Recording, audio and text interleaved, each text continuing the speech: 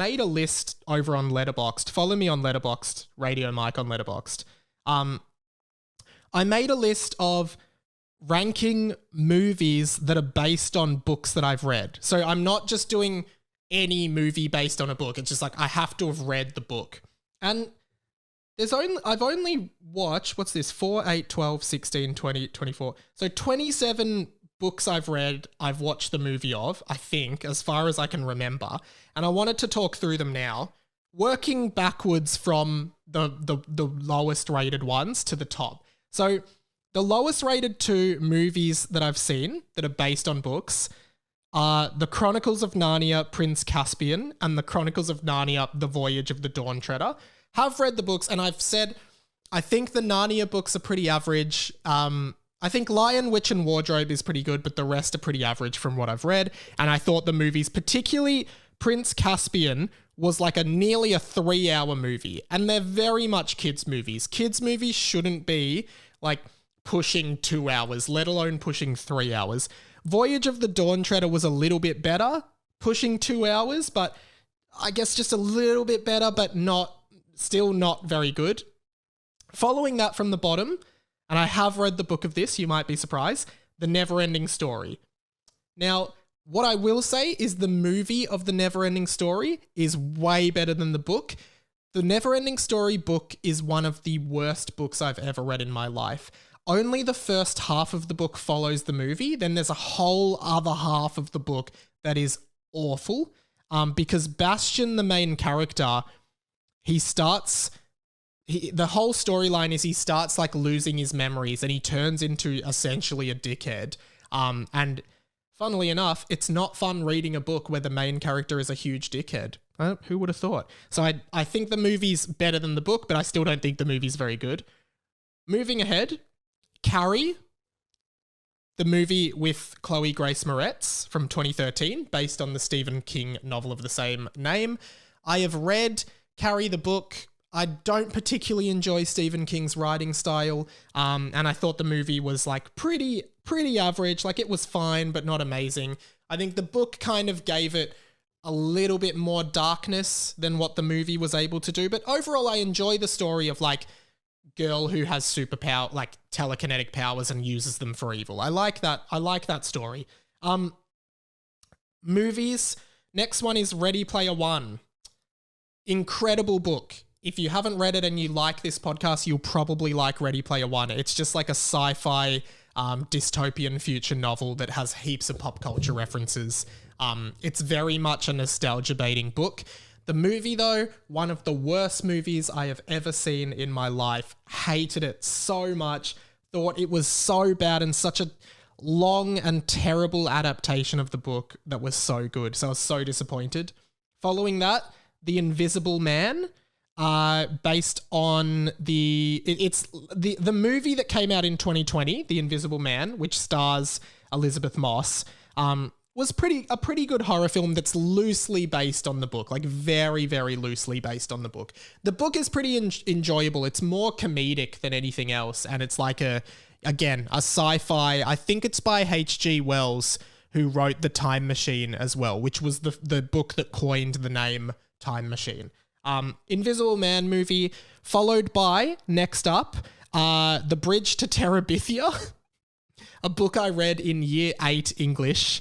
I watched this movie a very long time ago, but yeah, Bridge to Terabithia, about the 2 kids who go to the magic world that they've made up called Terabithia, which was actually directed by Gaber Chuspo, who was the creator of the Rugrats. I just found that out. Next is A Series of Unfortunate Events, the movie with Jim Carrey. Decent movie. The books I enjoyed a little bit, but they slowly got worse and worse as they went on. I've read the entire series. The movie is based only on the first 3 books of that series, but also there was a Netflix series with Neil Patrick Harris as Count Olaf that came out sort of recently, and I really enjoyed that. I thought that was a great adaptation. But I did think Jim Carrey played a really good Count Olaf. Next is Hitchhiker's Guide to the Galaxy. I've read the book. It's very funny. I haven't seen the movie for a while, but I remember it being really good. It's also the inspiration because in the book there's Marvin the Paranoid Android, and of course there is the Radiohead song Paranoid Android from the album OK Computer that is very, very popular, and that's originates from that movie. Ender's Game next, which is a science fiction book about a bunch of kids who learn how to play a sport, but they're actually being trained as soldiers by the government. Spoiler alert, Ender's Game is a really good book. The movie is pretty average. Harrison Ford's in it, but yeah, overall it's a super average movie. Then I've got Captain Underpants, the DreamWorks adaptation of Captain Underpants. I was disappointed in this as a Captain Underpants fan, but I thought it was pretty fun as a movie. Then The Golden Compass, which is the movie adaptation of Northern Lights, the Philip Pullman book, which is a trilogy, the His Dark Materials trilogy. Incredible book, some of the best fantasy books I've ever read, but there is I think it's a HBO TV series based on that is much more fleshed out than the Golden Compass movie from 2007, and the series is way, way better. But those books are amazing if you're into fantasy. Incredible, incredible. Then I've got The Lion, the Witch, and the Wardrobe movie, which I remember as a kid being a really, really good movie that was a lot of fun. Bloody Edmund betraying them. Fuck him. Great Gatsby, the movie with Leonardo DiCaprio, Tobey Maguire.